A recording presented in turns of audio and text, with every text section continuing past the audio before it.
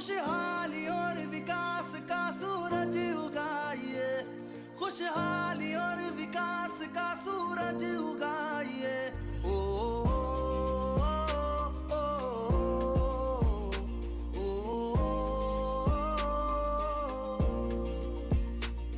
जो लोहिया ने छोड़ी विरासत तुम ही तो हो, जेपी को जिस पे नाज है वो सूरत तुम ही तो हो। अब नेताजी के काम को आगे बढ़ाइए, अब नेताजी के काम को आगे बढ़ाइए। जनता पुकारती है अखिलेश आइए, जनता पुकारती है अखिलेश आइए।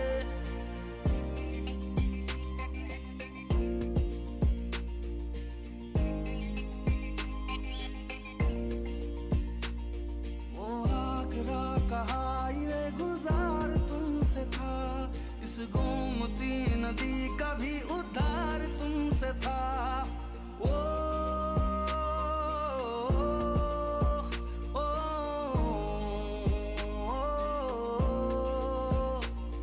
वो आगरा का हाईवे गुलजार तुमसे था, इस गोमती नदी का भी उद्धार तुमसे था।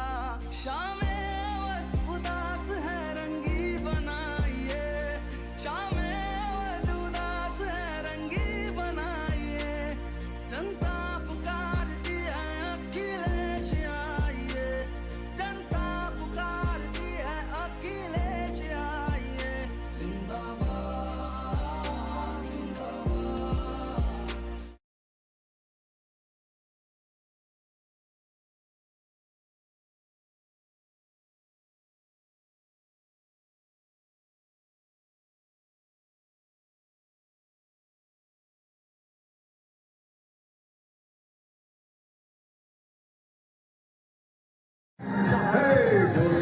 लेकर साथ चले भाईचारे की बात करें, दुख दर्द में सबके शामिल हो, हर मजहब का सम्मान करे। सीने में हो शेरों से जिगर, जितना हो किसी का डर। जनता चाहे ऐसा लीडर, जनता चाहे ऐसा लीडर, जनता चाहे ऐसा लीडर, जनता चाहे ऐसा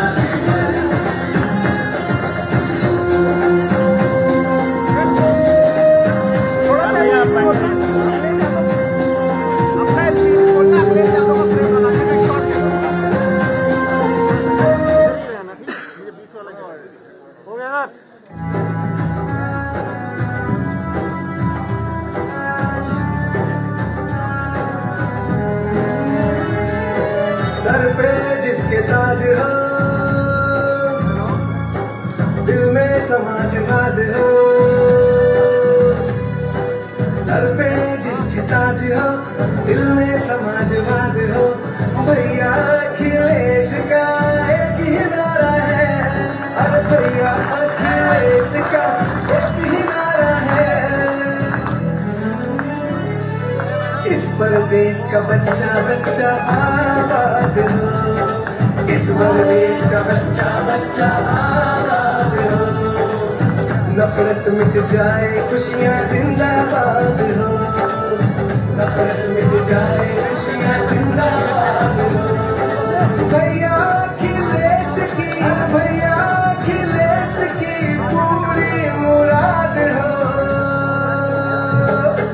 भैया अखिलेश की पूरी मुराद हो, भैया अखिलेश की पूरी मुराद हो, भैया अखिलेश की पूरी मुराद हो, भैया अखिलेश। हो गया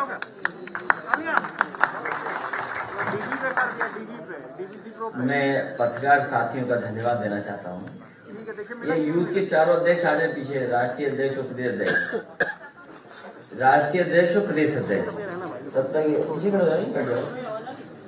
पहले तो आशु मलिक जी को बहुत बधाई, उन्होंने लगातार पार्टी के लिए गाने बनाए, उसी कड़ी में और गाने बनाए उन्होंने। भैया नीचे नीचे आज मुझे खुशी है इस बात की कि समाजवादी पार्टी से जुड़े हुए जो कई प्लेटफॉर्म पे काम करते हैं वो आज सब मिलकर के संकल्प लेकर के जा रहे हैं कि भारतीय जनता पार्टी के झूठ में नहीं फंसेंगे, उनकी नफरत की राजनीति को आगे नहीं बढ़ने देंगे। जो हमारे बुनियादी मुद्दे हैं, रोटी, कपड़ा और मकान, महंगाई, रोजगार, उत्तर प्रदेश की खुशहाली, तरक्की, उत्तर प्रदेश का इंफ्रास्ट्रक्चर को कैसे बेहतर करें, आज के समय पर कैसे रोजगार हो, कैसे नौकरी हो, उन्हीं मुद्दों पे लेकर के लगातार पार्टी का पक्ष हर प्लेटफॉर्म पे रखने का काम करेंगे। ये संकल्प हमारी समाजवादी पार्टी के डिजिटल कोर्स में लिया है। साथ ही साथ 300 यूनिट जो फ्री समाजवादी पार्टी का फैसला है और साथ ही साथ उसके किसानों को सिंचाई के लिए बिजली मुफ्त, ये दोनों संकल्प के बाद समाजवादी पार्टी एक और संकल्प लेती है कि आने वाले समय में जब समाजवादी सरकार बनेगी तो पहले की तरह दुनिया के सबसे बेहतरीन लैपटॉप बांटने का काम किया था, फिर एक बार समाजवादी पार्टी अपने नौजवानों को, छात्रों को जो आगे की पढ़ाई पढ़ेंगे उनके लिए फिर सरकार से लैपटॉप उपलब्ध कराने का काम सरकार से होगा। पहले लाखों दिए थे लैपटॉप और इसका परिणाम यह हुआ कि लाखों लाख नौजवानों ने अपने आप रोजगार और नौकरी का इंतजाम कर लिया। उसमें कई उदाहरण हैं, कई ऐसे छात्र नौजवान हैं जिन्होंने लैपटॉप समाजवादी सरकार में पाया और अपने आप रोजगार और काम धंधा शुरू कर दिया। मुझे जब बांदा में जाने का मौका मिला था तो बांदा में एक नौजवान अपने आप उसी समाजवादी लैपटॉप से काम कर रहा था और रोजगार और अपने परिवार को चला रहा था। मुझे वो भी समय याद है जिस समय समाजवादी सरकार थी तो एक बेटी से लैपटॉप छीन लिया गया था और अखबारों में छपा था कि जब लैपटॉप छीन गया उससे तो पूरे घर ने खाना नहीं खाया उस दिन। उसके बाद जब मुझे जानकारी हुई तो मैंने अलग से उसको लैपटॉप भिजवाने का काम किया था। अभी जब मैं मिर्जापुर गया था तो उस बेटी और उस परिवार से मैं मिला था। समाजवादी पार्टी के दिए हुए लैपटॉप आज भी चल रहे हैं, आज भी नौजवानों की मदद और नौजवानों को आगे बढ़ने का मौका दे रहे हैं। इसलिए दूसरा संकल्प समाजवादी पार्टी लेती है, आने वाले समय में सरकार बनने पर लैपटॉप छात्र नौजवानों को बांटने का काम सरकार करेगी और एक लोगों पे एफआईआर दर्ज कराएंगे हम लोग।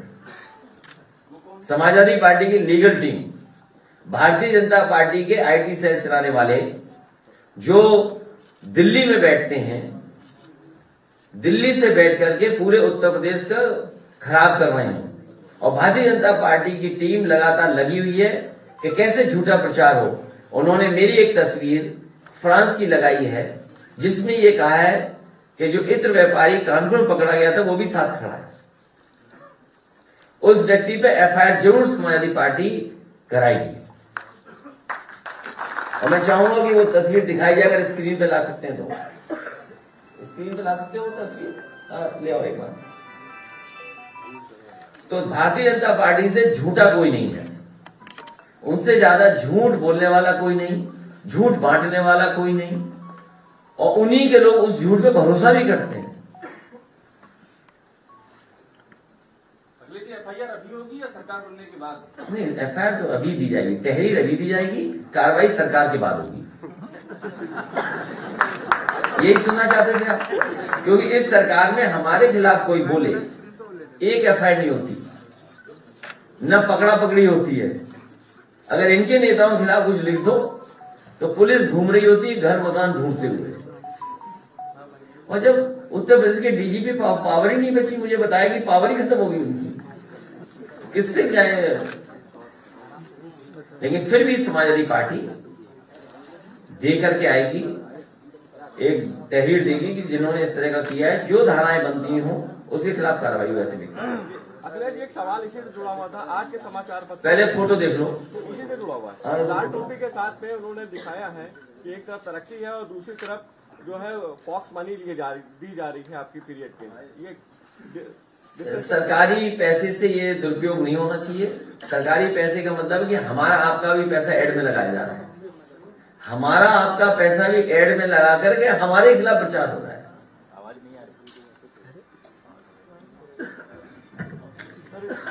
समय आने पर उसके लिए भी कार्रवाई होगी। वो वाला स्पीकर बंद हो गया।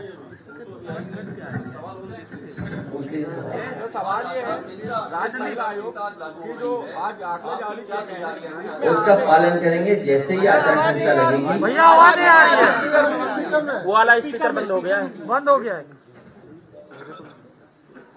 और भैया माइक के पास बात ना करो, पीसी सुन लो, आपस में बात कर रहे हो। नहीं आई ना, अब आवाज आ रही है? नहीं आई, नहीं आई भैया। वो वाला सर। अरे यार कहाँ रहे हमारा ये पता नहीं क्या सुनना चाहते हो, आवाज नहीं आ रही। सवाल ये था कि महिला आयोग सेंट्रल गवर्नमेंट ने अभी आंकड़े जारी किए हैं, इसमें 30,000 में आधे 16,000 से यूपी से दर्ज हुए सिर्फ एक साल में।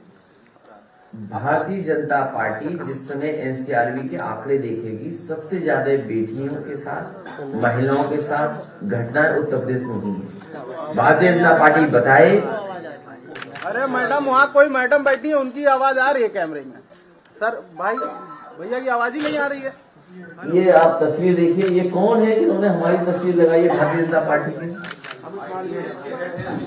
ये किसके से पास बैठते हैं? आईटी हेड तो बड़े पद पे होंगे। ये बताइए, 2015 में फ्रांस ग्रास से शेयर गए थे, कारण बताया कन्नौज में परफ्यूम पार्क बनाना है। यात्रा की तस्वीरें नजर आने में इतवाले वाली जिनकी दीवारों के पीछे और जमीन के नीचे निकल रही यूपी की जनता से लूटी गई अकूत दौलत है। इस व्यक्ति के खिलाफ समाजवादी पार्टी FIR दर्ज कर उठा के वहाँ से हटा के ये व्यक्ति झूठा व्यक्ति है, पैसे के लिए झूठ बोल रहा है और भारत सरकार और उत्तर प्रदेश की सरकार से सहयोग लेकर के झूठ बोल रहा है। और मैं अपनी डिजिटल टीम से कहूंगा, इसकी तस्वीर लगा करके प्रचार करिए, सबसे बड़ा झूठा है।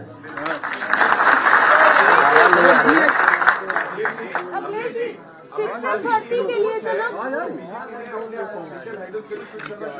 इस बार जाने वाली है बीजेपी का, पता नहीं लगेगा कहाँ गई बीजेपी। शिक्षक भर्ती के लिए जो लोग धरना दे रहे हैं, आप उनसे क्या कहना चाहेंगे? शिक्षक भर्ती के लिए जो लोग धरना दे रहे हैं, आप उनसे क्या कहना चाहेंगे? मैं उनको सम्मान देना चाहता हूं। वो अब धरना देना बंद करें, अपमानित होना बंद करें। ये सरकार उन्हें अपमानित करेगी, लाठी मारेगी। वो यहाँ से जाएं, अपने बूथ पर भारतीय जनता पार्टी को हराएं।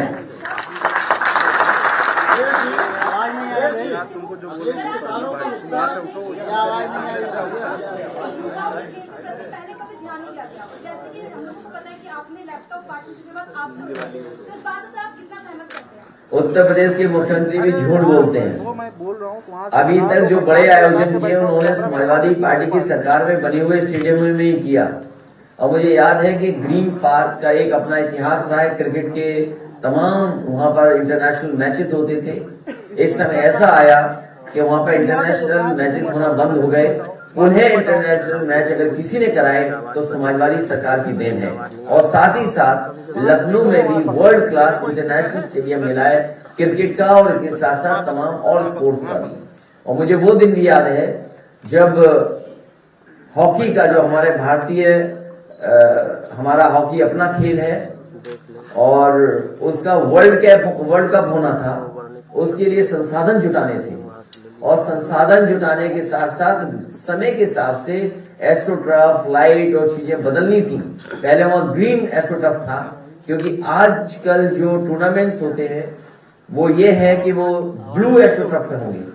तो ग्रीन एस्ट्रोटर्फ को हटा करके ब्लू एस्ट्रोटर्फ, और पूरा का पूरा ग्राउंड कैसे लाइट लग जाए कि रात में भी मैचों फ्लड लाइट लगा करके वो मैचेस कराए गए थे उत्तर प्रदेश में समाजवादी सरकार।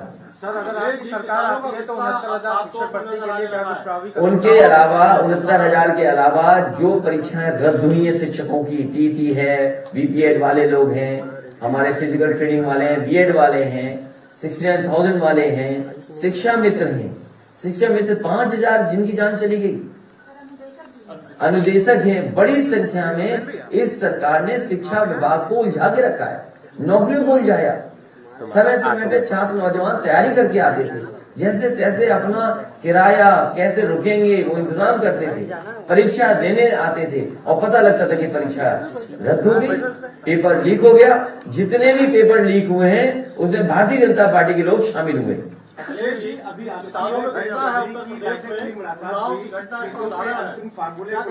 हमारी आरएलडी की सीटों की बातचीत हो चुकी है, साथ ही साथ और सहयोगी दल हैं उनके साथ भी सीटों की बातचीत हो गई है।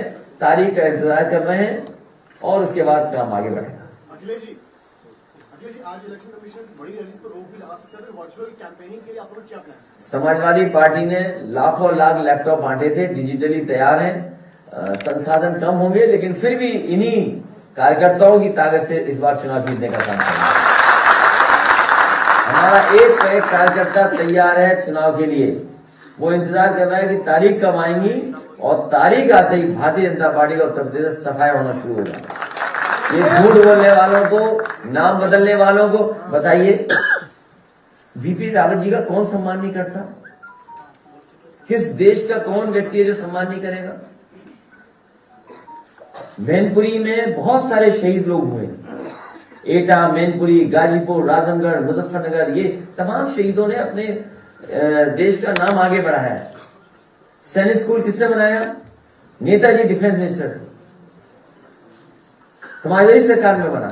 हमें कोई नाराजगी नहीं है, लेकिन ये सरकार है जो अब जिसको सम्मान देना चाहती है उसके लिए भी कोई काम नहीं करती, केवल नाम बदलती है।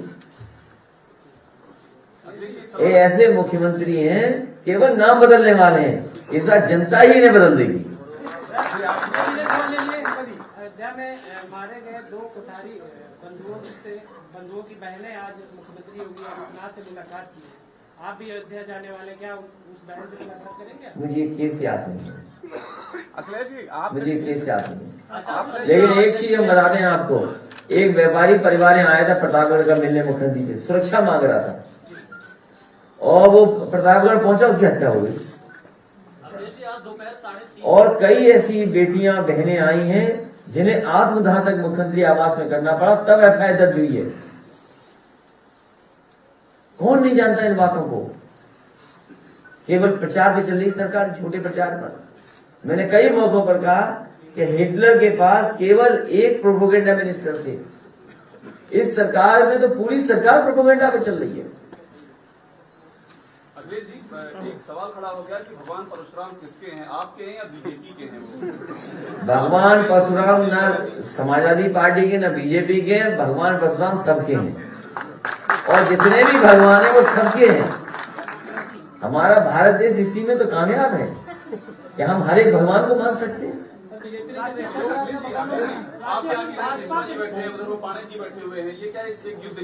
और ये सवाल भी पांडे जी कर रहे हैं, उपाध्याय कर रहा है। कैसे आदमी हो आप? अपने लोगों को नहीं पहचान रहे? ये सब हमारे साथ आ गए, ये भी साथ आ गए, आप भी साथ आ गए।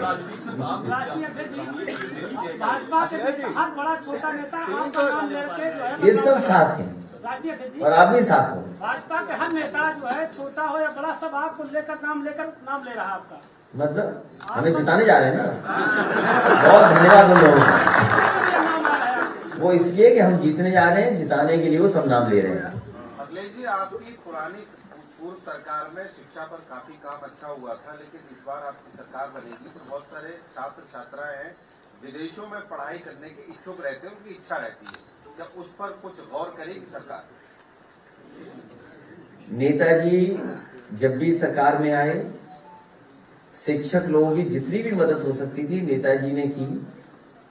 समाजवादियों को पिछली बार मौका मिला, मुझे मौका मिला, जितनी समस्याओं का समाधान कर सकते थे किया है और मानदेय तक लेकर के जो भी सुविधा दे सकते थे दिया। ये पढ़ाई को लेकर के पिछली बार भी मेरे पास प्रस्ताव आया था। एक आपके यूपी की यूनिवर्सिटी थी, वो चाहती थी कि बच्चों को अगर मदद हो सके जो विदेश पढ़ना चाहते हैं, मैं आपके सुझाव को कंसीडर करूंगा और जो भी गरीब बच्चे हैं जिनके माँ बाप के पास संसाधन नहीं है अगर वो विदेश में जाकर के पढ़ना चाहेंगे तो ये तीसरा संकल्प हो जाएगा, याद रखना आज। तो अगर वो विदेश में पढ़ने जाना चाहेंगे तो सरकार से कोई न कोई फंड ऐसा क्रिएट करेंगे जिससे गरीब परिवारों के बच्चे भी विदेश जाकर के पढ़ सके। ट्रांसफर स्पीच में हुए आचार संहिता लग रही है, आपका क्या ट्रस्ट है इलेक्शन कमीशन की एडमिनिस्ट्रेशन? ये सरकार का ही ट्रांसफर होने जा रहा है, वो सब अधिकारी जानते हैं। आरक्षण को लेकर जो अभ्यर्थी बड़ा सवाल खड़ा कर रहे हैं, तो क्या आपकी सरकार आने तक आरक्षण का रिव्यू करेगी जिनकी नौकरियां मिली हुई हैं? जहां पर सरकार ने अनदेखी की है, मैं देख रहा हूँ, सुन रहा हूँ, कई मौकों पर मुझे यहाँ बच्चे मिले हैं, कई विभागों के बच्चे मिले, कई यूनिवर्सिटी के प्रोफेसर मिले हैं जो इस तरह की शिकायत करते हैं। तो जो संविधान में जो बाबा साहब भीमराव अम्बेडकर जी ने जो रास्ता दिया, जो संविधान का रास्ता है, उसको अपनाया जाएगा। अखिलेश जी, पिछले साल आरक्षण कार्मिकों का एक संगठन आपसे मिला था, इस बार वो लोग कह रहे हैं कि प्रमोशन में जो आरक्षण की बात करेगा, जो घोषणा पत्र में शामिल करेगा, हम उसके साथ खड़े होंगे। तो आज क्या आप ही घोषणा पत्र बनाने आए हो क्या? जब समय आएगा तब देखा जाएगा। और उन लोगों को हमने भरोसा दिलाया, उनकी बात पर हम साथ देंगे। वो भी जानते हैं कि समाजवादी पार्टी जो कहती है वो करके दिखाती है। है कि जो विद्यार्थी पूरे साल पढ़ाई न करें वो सोचे कि हम टॉप पर आ जाएंगे, ऐसा नहीं होता। इशारा आपकी तरफ है।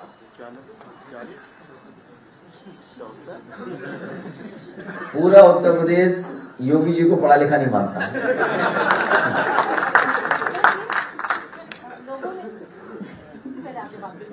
नहीं। कल मैं गोंडा गया था और समाजवादी सरकार में वो 4 लेन सड़क बनी। मुझे याद है कि मैं जब नानपारा वाली सड़क को रामनगर, बाराबंकी से और नानपारा तक 4 लेन बनाना चाहता था, उस समय की सरकार ने कहा कि हम स्वीकृत कर चुके हैं सड़क, डबल लेन पेव शोल्डर, अभी 4 लेन नहीं बन सकती। बहुत कोशिश की, 4 लेन के लिए पैसा नहीं दिया। तो मैंने कहा कि अगर आप ये 4 लेन नहीं बना पा रहे तो मैं इसी के आसपास कई 4 लेन बना के दिखाऊंगा। तो बहराइच से सरावस्ती 4 लेन बनी और एक नानपारा ये वाली आपकी जरवल मार्ग जो गोंडा को जोड़ता है वो 4 लेन बनी। मैं पहली बार चल करके आया हूं उस पर। सड़क पर जहां पर पेड़ पौधे या अच्छे फूलों के पेड़ लगने थे, वहां पर हमें पूरे डिवाइडर में सांड बैठे दिखाई दिए। जो मुख्यमंत्री का सबसे प्रिय जानवर हो, सांड, और 5 साल में सांड को नहीं हटा पाए। इधर आपके चैनलों ने तो कम स्टोरी दिखाई है, लेकिन मैं इधर देख रहा हूं कि बीबीसी भी स्टोरी सांड पे कर रही है। तो जो सरकार, जो मुख्यमंत्री दूसरों से पूछ रहे हैं, पढ़े लिखे नहीं है, वो बताए सांड कब हटाएंगे डिवाइडरों से। और हमारे पत्रकार साथी अगली बार अपना स्मार्टफोन उनके हाथ में दे देना और कह देना कुछ ट्वीट करके दिखा दो।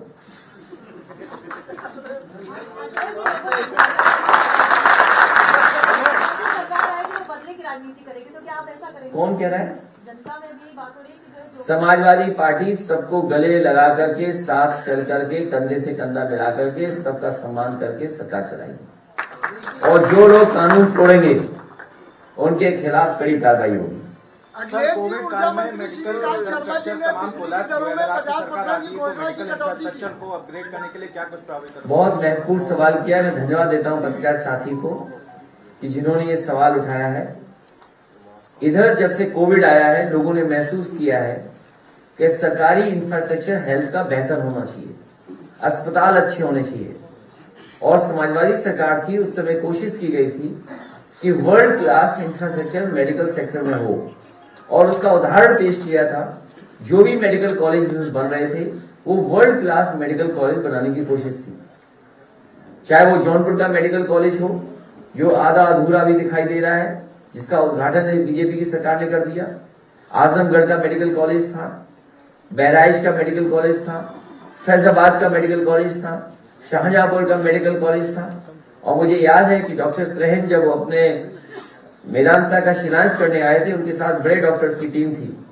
तो मैंने उनसे कहा कि सरकारी एक कैंसर इंस्टीट्यूट में बनाने जा रहा हूं, और वो कैंसर इंस्टीट्यूट ऐसा होगा जो आपके मेडिकल कॉलेज या आपके अस्पताल से भी बेहतर होगा। और उस समय समाजवादी सरकार ने एक बेहतरीन कैंसर इंस्टीट्यूट बना करके तैयार कर दिया। अगर कोई भी इंफ्रास्ट्रक्चर का काम अगर उस समय का देखेंगे तो कहीं ना कहीं कोशिश की गई कि जो इंफ्रास्ट्रक्चर बने वो वर्ल्ड क्लास बने। लेकिन जब से ये बाबा योगी जी की सरकार आई है, ये ध्वस्त कर दिए हैं, ये बर्बाद कर दिए हैं। जो वर्ल्ड क्लास इंफ्रास्ट्रक्चर था उसको भी तोड़ मरोड़ करके सब खराब कर दिया उन्होंने। इसलिए हम आपको भरोसा दिलाते हैं कि जनता के लिए, गरीबों के लिए और जो गरीब किसान है उसके इलाज के लिए अगर बेहतर और अच्छे से अच्छे मेडिकल अस्पताल बनाने पड़ेंगे तो उस दिशा में समाजवादी सरकार काम करेगी। न केवल मेडिकल कॉलेज, सस्ती दवाई और एम्बुलेंस का भी इंतजाम करना पड़ेगा, तो और बड़ी संख्या में एम्बुलेंस का इंतजाम भी होगा। अखिलेश जी, ऊर्जा मंत्री श्रीकांत शर्मा जी ने भी बिजली की दरों में 50% कटौती की बात कही है। समाजवादी पार्टी ने 300 यूनिट फ्री और किसानों की सिंचाई के लिए फ्री बिजली, और मुख्यमंत्री जी कब बिजली के कारखाने का नाम रट करके बताएंगे ये बता दें।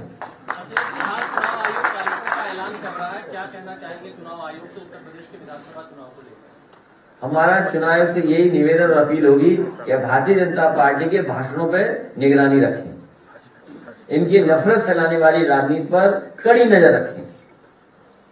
सरकार एमएसएमई के लिए सीट जंगलों का एक संगठन आपके संगठन से मिला था, उन्होंने भी कई चीजें बताई हैं आप लोगों को। मैं उनके कई बिंदुओं से सहमत हूँ, क्योंकि जब तक व्यापारियों का और खासकर एमएसएमई वालों का मदद नहीं होगी तो रोजगार और नौकरी कहाँ मिलेगी।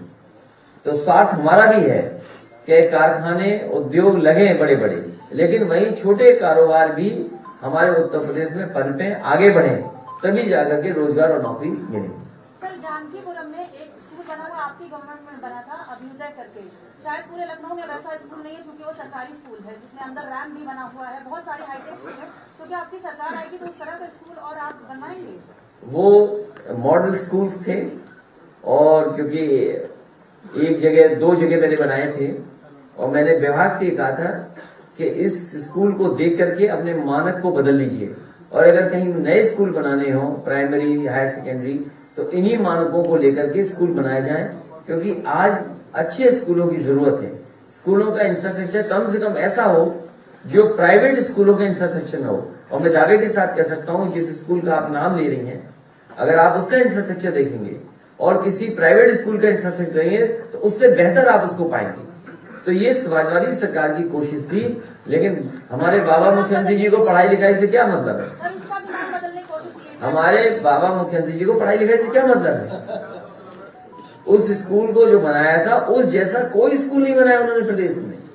एक सैनिक स्कूल नहीं दिया। जो बात मैंने यहाँ कहा नाम बदलने वाली सैनिक स्कूल की, मैनपुरी, अच्छा किया मैनपुरी का नाम बदल दिया। कम से कम हमारे मैनपुरी ने वो जगह तो दी वीपी रावत जी को सम्मान देने की। बाबा मुखर्जी ने कुछ बनाया नहीं, कहाँ सम्मान देंगे? अटल बिहारी वाजपेयी जी को जब सम्मान देना था तो हमारे स्टेडियम का नाम बदल दिया। समाजवादी सरकार का ही तो बना हुआ स्टेडियम है जिसका नाम बदला। तो कम से कम हमें खुशी है कि ऐसे बड़े लोगों को सम्मान दिया जा रहा है, लेकिन वो काम समाजवादियों का है। सपने में आ रहे हैं। कौन आ रहा है सपने में? कृष्ण भगवान जी। अच्छा, अध्यक्ष जी, आपने किस हिसाब से, क्या सवाल है आपका? कोई सवाल नहीं, आपने उस दिन बताया था कि कृष्ण भगवान निरंतर सपने में आ रहे हैं। नहीं, अगर आप यकीन मानिए, जिस भगवान के बारे में आप सोचते हुए सो जाएंगे वो भगवान जरूर सपनों में है। ये हमारे मान्यता है। अब बुजुर्गों ने बताया वही मैं करता हूँ। अध्यक्ष जी, आप, लेकिन मुझे सुनने में आया कि मुख्यमंत्री जी कुछ और याद दिला रहे थे, कंस को याद दिला रहे थे। मैं ढूंढ रहा हूँ हमारे बच्चों के कंस कौन है।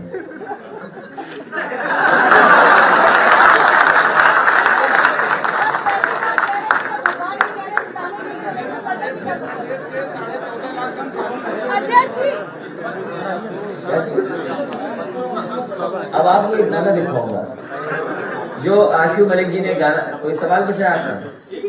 अध्यक्ष जी, जिस हिसाब से आपने कहा कि आप जो जिन्होंने सवाल किया वो कुछ देर तो बस समझ नहीं पाए जवाब कहाँ चला गया। अध्यक्ष जी, आपने बोला कि आप चिकित्सा को और आगे बढ़ाएंगे। जो एम्बुलेंस कर्मी है, 108 एम्बुलेंस कर्मी, उनकी भी मदद करेंगे। उन एम्बुलेंस ड्राइवरों से कहिएगा इस भारतीय जनता पार्टी को भरोसा मत करिए। समाजवादी ने एम्बुलेंस चलाई थी, जो सुविधा देनी होगी सुविधा देंगे, जिससे कि हमारे गरीबों की वो मदद कर सकें। मैं उनको धन्यवाद भी देता हूँ कि कोरोना के समय पर और कोविड के समय पर जब कोई गरीब को नहीं बैठाना चाहता था अपनी गाड़ी में, परिवार के लोग भी एक दूसरे से दूरी बना रहे थे, उस समय अगर किसी ने मदद की थी गरीबों की तो यही समाजवादी सरकार में चलने वाली एम्बुलेंस ने लोगों की मदद की थी। इसलिए इन ड्राइवर्स की भी मदद करने का काम पुनः समाजवादी सरकार ने किया। 14.5 लाख कर्मचारी है प्रदेश में, इनकी एक मांग है कि पेंशन स्कीम लागू की जाए। हमारे कई कर्मचारी संगठनों से बात हुई है और कर्मचारी संगठनों में मैंने कह दिया उनकी बात मैं मानूंगा। में जो बैठे हैं उनका परिचय ये स्वामी महामंत दास जी मिर्जापुर के रहने वाले हैं। नेताजी से बहुत लगाव रखते थे, पार्टी से बहुत लगाव रखते हैं, हालांकि इनके संबंध बीजेपी में भी है, वो बीजेपी के साथ भी उठते बैठते हैं। तो कुछ हमारी बात वहां पहुंचाते हैं, कुछ वहां की बात हमें बताते हैं।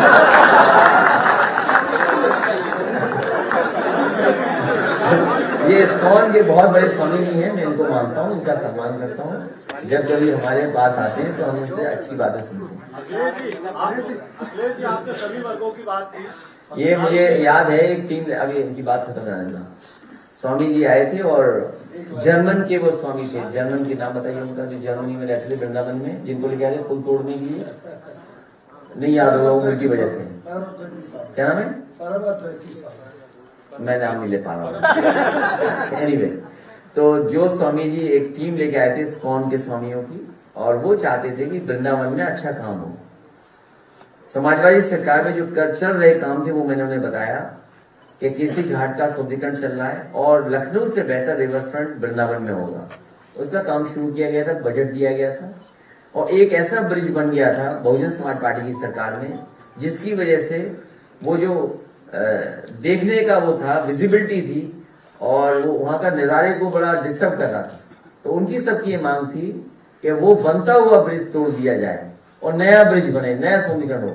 तो समाजवादी सरकार ने वो फैसला लिया, जो बेवजह से वहां पर रास्ता घेर रहा था, ब्रिज को हटाने का काम भी समाजवादियों ने किया, इस्कॉन के सभी पुजारियों के कहने से। चुनाव कल है, डिक्लेयर हो रहा है, तो बुझा दोगे भाई। अगर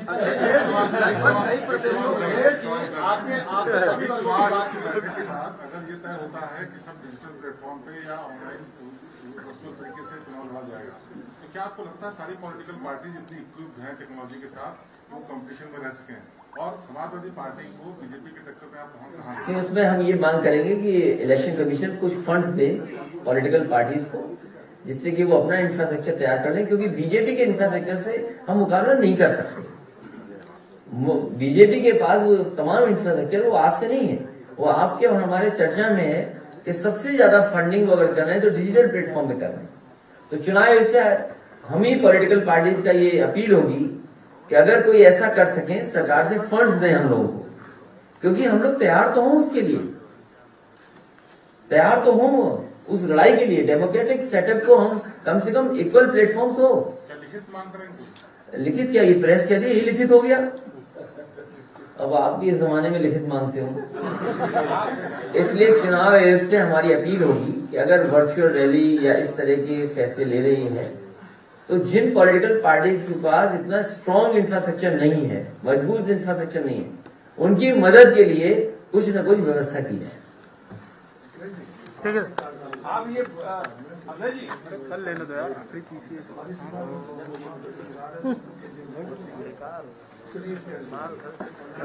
अब वो मशीनें तो बहुत दी थी, एक बीजेपी का नेता रिवॉल्वर लेके चला गया था तो मशीन ही खराब हो गई थी, याद है हमारा ही।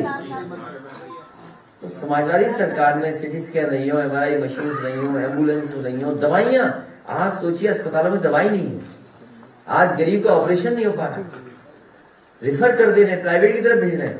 कोई भी जिला अस्पताल में आज ऑपरेशन नहीं हो पा रहा, इलाज नहीं हो पा रहा, दवाइयां नहीं है। ये कैसी सरकार है जो गरीबों को दवाई नहीं दे पा रही है? पत्रकारों के लिए आपकी क्या घोषणा है? ये मुद्दे की बात है। ये पत्रकार पहली बार आया है इस प्रेस में। अच्छा ठीक है, जो आपके सुझाव हो जरूर दीजिए, जो हो सकते वो करे जाएंगे, आपकी तरफ से क्या जो कहोगे करेंगे।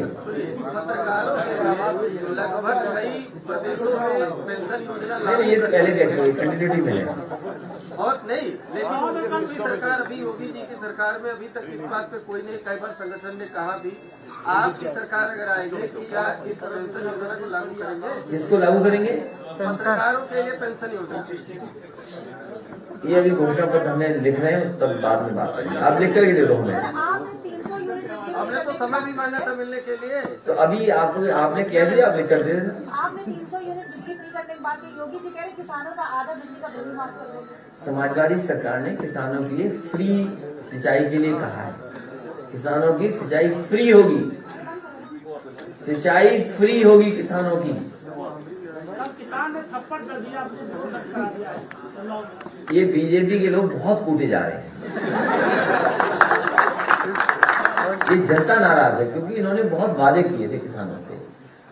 किसानों से कहा कि आपकी आय दोगुनी हो जाएगी, किसी भी फसल की कीमत नहीं सरकार दे पाई, किसान को खाद नहीं मिली, किसान भटकता रहा, खाद नहीं उपलब्ध करा पाए, बीज उपलब्ध नहीं करा पाए, डीएपी उपलब्ध नहीं करा पाए, कीटनाशक दवाइयां नहीं दे पा रहे हैं, गन्ने का अभी भी बकाया है और उन्हीं किसानों पर मीटर लगवा दिए बिजली के बिल ज्यादा आ रहे हैं, डीजल पेट्रोल महंगा कर दिया।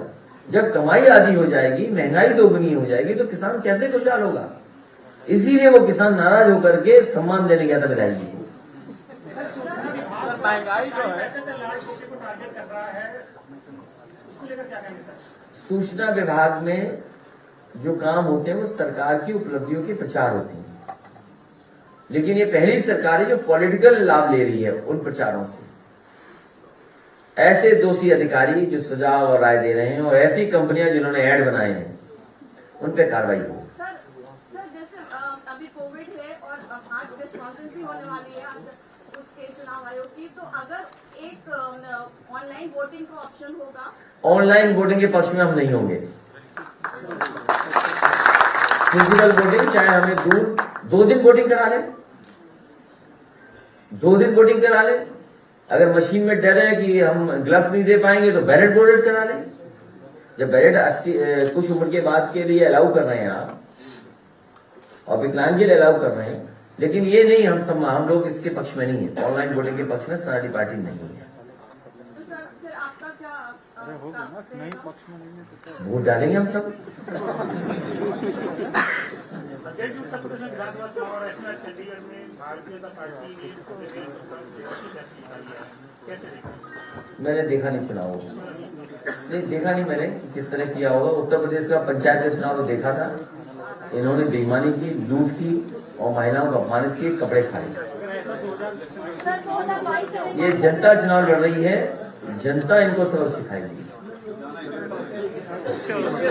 बहुत धन्यवाद प्रेस के लोगों का और हम अपने डिजिटल टीम के लोगों को भी धन्यवाद देते हैं। अरे बैठ जाओ।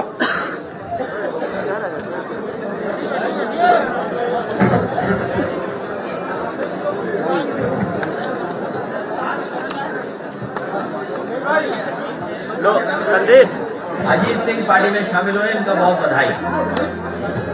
संदीप